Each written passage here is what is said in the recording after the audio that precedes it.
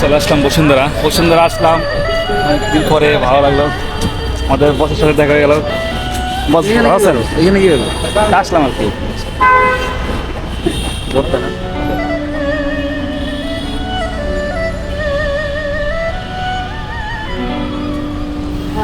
সিঁড়ি বেয়ে উপরে উঠছি, যত উপরে উঠছি ততই যেন আরো সৌন্দর্য চোখে পড়ছে। কমপ্লেক্সের একবারে সামনে আমরা।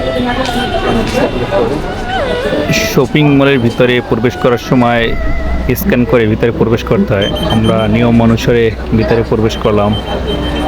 ভিতরে প্রবেশ করতেই যে দৃশ্যটি চোখে পড়লো, প্রথমেই আমরা দেখতে পাচ্ছি বিভিন্ন রঙের যে বিলবোর্ডের মতো সাজানো, চোখে পড়ার মতো আর কি দৃশ্যটি। লোকে সমাগম। এটা কোন দেশ? বাংলাদেশ। বাংলাদেশ? উফ, ভিতরে কত স্মুথ পরিবেশ, আর বাইরে কি পরিমাণ গরম।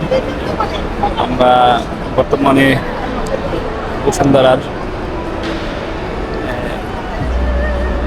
ধ্যান ঘর বলে ধ্যান ঘরে আছি।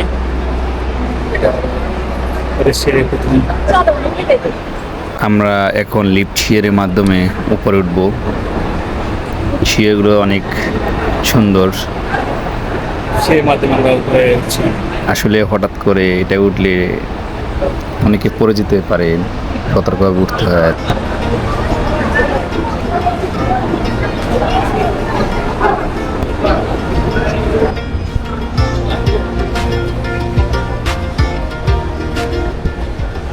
এই বসুন্ধরার এক এক মানে এক এক মোড়, এটা বলে গোল চত্বর, এক এক ডিজাইন। এটা ডিজাইন কীরকম দেখেন, এটা কিন্তু অন্যরকম। ও পাশেরটা ছিল গোল আকারে, আর এ পাশেরটা একটু চৌকানা আর কি। এটা হলো বাচ্চাদের বিভিন্ন রকমের খেলনার, একবার লো কোয়ালিটি থেকে হাই কোয়ালিটি পর্যন্ত ওই জায়গায় খেলনা পাওয়া যায়। অনেক সুন্দর সাজানো গোছানো এবং বিভিন্ন রং রঙের।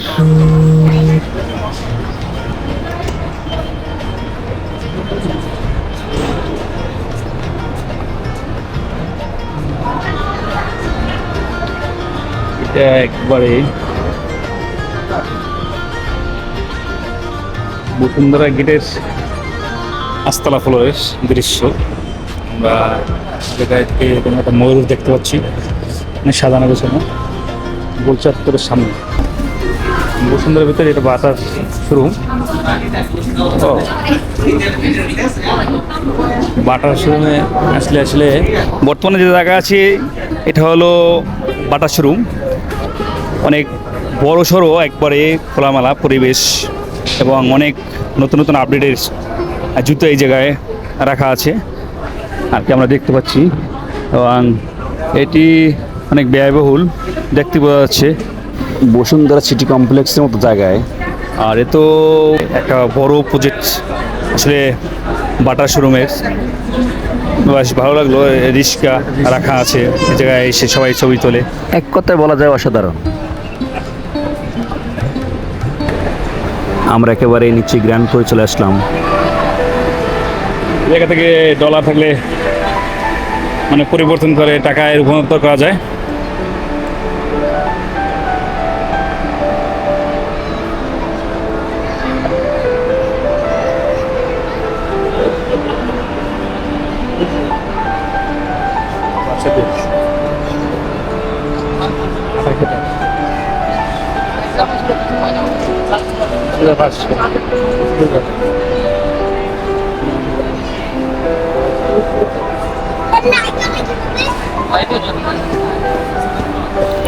একটু সামনে যেতে চোখে পড়লো বাচ্চাদের গাড়ি।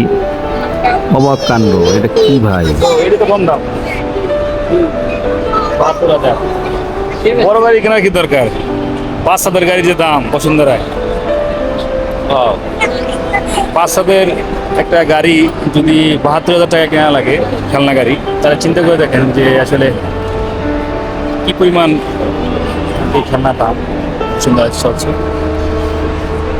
আমরা এখন চলে যাব আমাদের গন্তব্য। যাওয়ার পথে বামে, হাতের বামে যে সবগুলো দেখতে পাচ্ছি এগুলো পুরোটাই মেয়েরা পরিচালনা করে, এবং আমাদের যে গেট দিয়ে আমরা ঢুকছিলাম সেই গেট দিয়ে আবার বেরোতে হবে, মানে অপর পাশ দিয়ে আর কি যেতে। বেরাতেই যেন গরমে আমাদের চিপে যাচ্ছে এরকম একটা পরিস্থিতি, কারণ ভিতরে পুরোটাই এসি ছিল। এবং এ জায়গায় শেষ করছি। সবাই ভালো থাকবেন, সুস্থ থাকবেন। আবার দেখা হবে নতুন কোনো ব্লগ নিয়ে। ধন্যবাদ সবাই।